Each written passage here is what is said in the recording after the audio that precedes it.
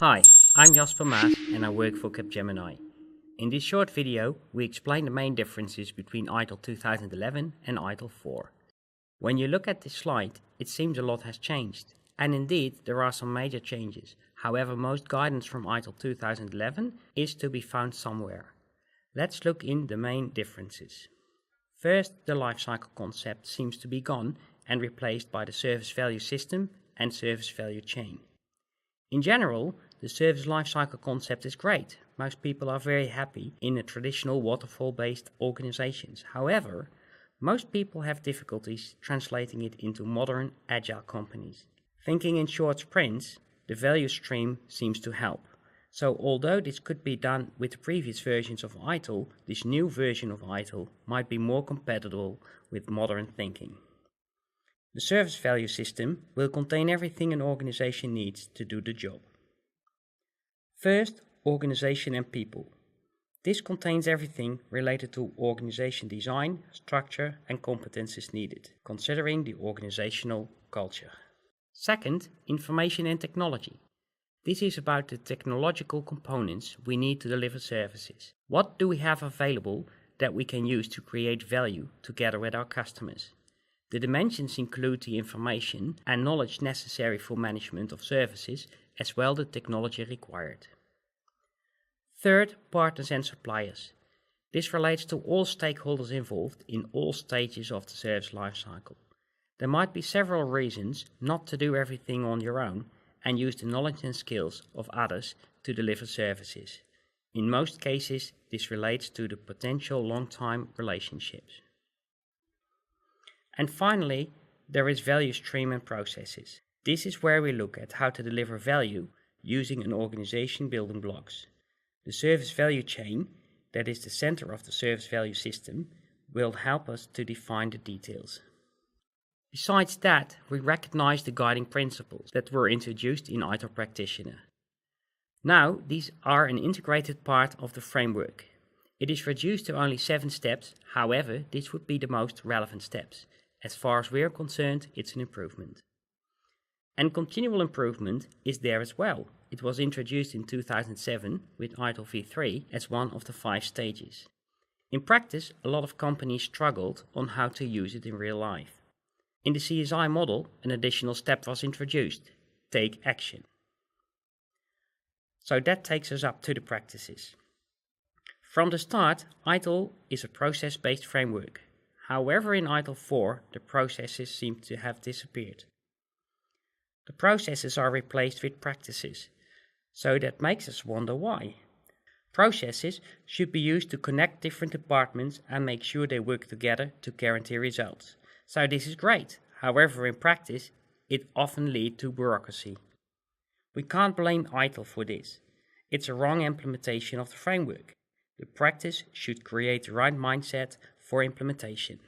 The practices itself look a lot like the old processes. However, the practice is less narrow and has more room for different implementations. Clear process descriptions are no longer available in the ITIL 4 Foundation publication.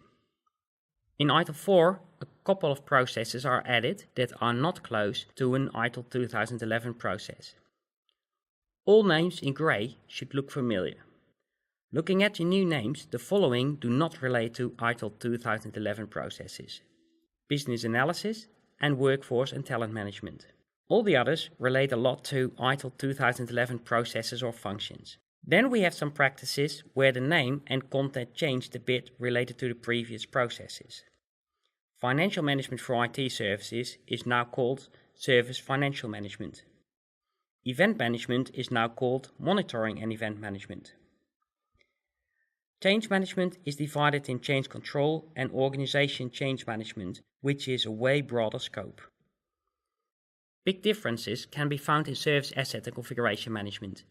In ITIL 4, this is divided in IT asset management and service configuration management. Release and deployment management is now divided in release management and deployment management.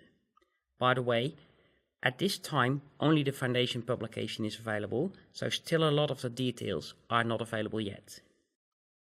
Until now, we looked at the service value system. The core is to be found in the service value chain. It's the service value chain that translates demand to value using activities. Keep in mind that value is only achieved if the desired outcome is delivered to the customer.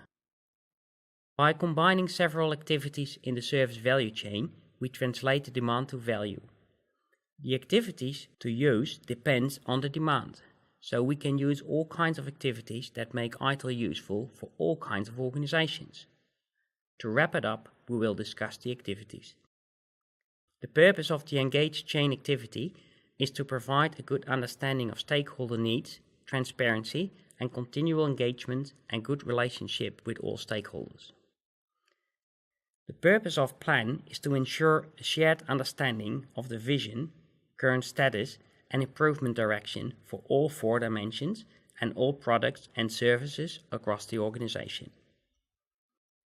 The purpose of design and transition is to ensure that products and services continually meet stakeholders' expectations for quality, costs, and time to market. The purpose of obtain build is to ensure that service components are available when and where they are needed and meet agreed specifications. The purpose of deliver and support is to ensure that services are delivered and supported according to agreed specifications and stakeholders' expectations. And improve will ensure continual improvement of products, services, and practices across all service value chain activities and the 4 dimensions of service management. ITIL 4, just like the previous versions, add value in delivering services. Not just IT services, it can be used for non-IT services as well. So it's no longer just applied to IT organizations, but basically all organizations you can imagine. In previous versions of ITIL, it was an abbreviation for Information Technology Infrastructure Library. Now ITIL is more like a brand. It's a framework that can be used inside and outside IT. If you have any more questions, please feel free to contact us anytime.